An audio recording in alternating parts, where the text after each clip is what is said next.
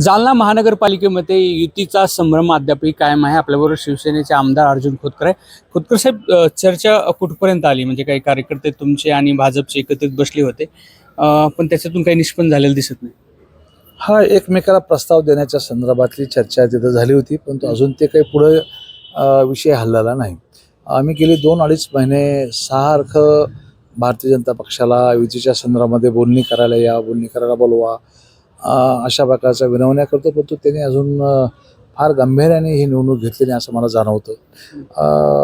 जर सिरियस या निवडणुकीत नसतील तर त्याचा परिणामसुद्धा तसाच होईल.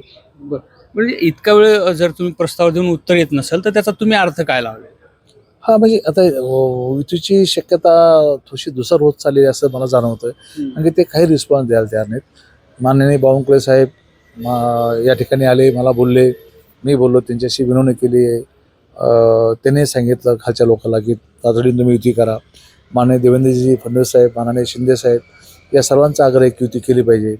हे सर्व जेव्हा सांगतात तेव्हा मला असं वाटतं की थोडंसं सिरियसली खालच्या लोकांनी घेतलं पाहिजे. आणि वरिष्ठाचा जर आदेश पाळत नसेल तर मग मला असं वाटतं की निश्चितपणे वरिष्ठाच्या कानावरती मला घालावं लागेल. बरं, तुमच्या विरोधात जे पराभूत झाले ते जेव्हा भाजपमध्ये गेले, माजी आमदार कैलास गोरंट्याल, त्यांचा काहीसा युतीला विरोध असल्याचा दिसतो. त्याचा हा परिणाम? हां, जुन्या भाजपचं काही अडचण नाही. जुनी भाजप तर आनंदाने तयार आहे युती करायला.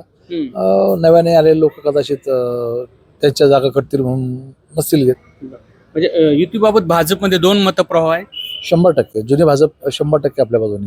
बरं, तुम्ही म्हटलं होतात की सर्व पर्याय खुले आहेत, म्हणजे ते नेमके काय आहेत? हा म्हणजे भारतीय जनता पक्ष येत नसेल तर आम्हाला सर्व पक्षाकडून ऑफर आहे की आम्ही सोबत येतो, आम्हाला सोबत घ्या, आपण सोबत मिळून करू.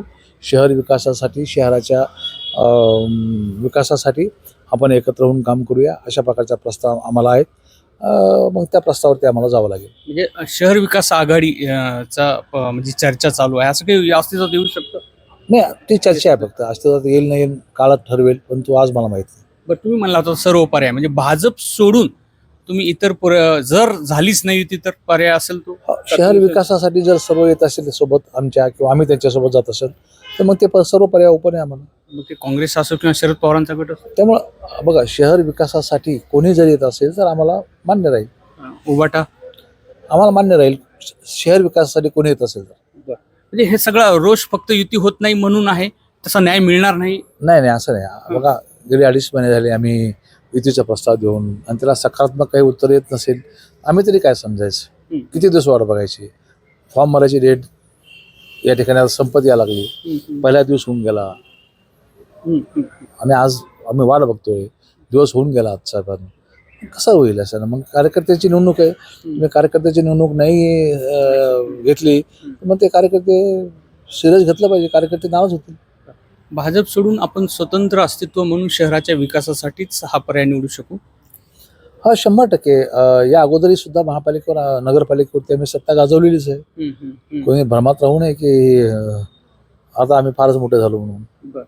पण भाजपला असा समज आहे की शिवसेना आपल्याशिवाय नाही काही करू शकत, असं वाटत असेल भाजपला? हा, आत्ताच्या वागण्यानंतर असं वाटतंय. म्हणजे आता भाजप नाही आली तर तुमच्याकडे दुसरे पर्याय खुले आहे, जे मी इतर 3 पक्षांची नावं घेतली, जे तुमच्या पारंपरिक विरोधक आहेत. आणि आता तेव्हा तेच म्हणतात की आपण सोबत करू म्हणल्यानंतर आम्ही अजून त्यांना काही या संदर्भातलं उत्तर दिलेलं नाही. तसं काही प्रस्ताव तुम्हाला आला म्हणजे काँग्रेसचा, शरद पवारांच्या गटाचा किंवा उबाटाचा? नाही, जसे फक्त बोलणं चालू आहे, प्रस्ताव काही आला नाही. परंतु नाही भाजप झाली तर महायुतीमधून आम्ही 2 पक्षासोबत आहोत, राष्ट्रवादी, अजितदादा गट आणि शिवसेना. उबाटा तुमच्याबरोबर येऊ शकतो? हा, म्हणजे आता संख्याबळावर ठरेल ते काय होतं. एकूणच हे खूप महत्त्वाची गोष्ट आहे की जर भाजप सोबत येत नसेल तर काँग्रेस, शरद पवारांची राष्ट्रवादी आणि अर्थात उद्धव ठाकरे यांची शिवसेनेला सोबत घेऊन शहर विकास आघाडीच्या नावाने एक तिसरा पर्याय उभा करण्याची शक्यता अर्जुन खोतकर यांनी बोलून दाखवली आहे. रवी मुंडे, ABP माझा, जालना.